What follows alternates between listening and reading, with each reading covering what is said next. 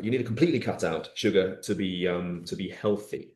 And this is where we kind of think about the amount of times actually I've had calls and people have said, I've got no sugar, no carbs, no fats, and no this.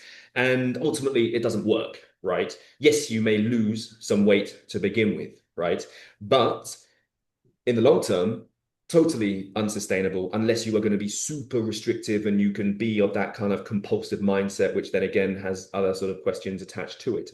But having this like on off kind of relationship with certain foods only is going to lead to these occasions where you have like a binging episode. And you can't just have one scoop, you have 10, you finish the thing. And again, like this is something that I kind of deal with when it comes to life after being super restrictive and tight with food. It's like I know that if I have one bite, I'm going to finish the whole thing. So, I don't go there unless, I've kind of factored it in and I'm cool doing so, right? It's giving the power to you to understand that foods are sort of fuel and you can sort of use different amounts to achieve whatever it is you want to achieve ultimately.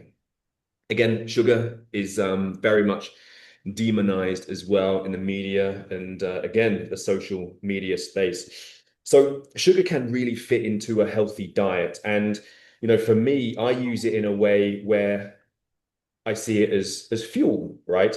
So, for example, on my Friday morning runs, 6 o'clock in the morning, if I'm going out like in my pre-half marathon prep and I was going to run like a 15K, a 16 and 18K, right? Damn right, I'm going to need some sugar for that. Like you need that easily digestible, immediate fuel type energy, right? So we talk about it a lot where like carbohydrate, slash sugar is fuel. So if you're moving, if you're doing stuff, if you're training, then it can be a really positive thing for you. Equally, if you factor it in your day as part of like your free meal or occasion where you're balancing things in the day, absolutely fine.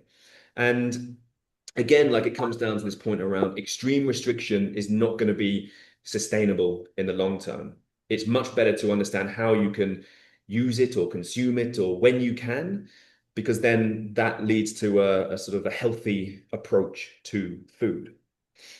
So again, 80-20 rule is always good and include these high sugar foods intentionally, whether it's a special occasion, a birthday, for your free meal, aligned with sport, not just as a kind of grazing sort of thing that you would do during the day mindlessly.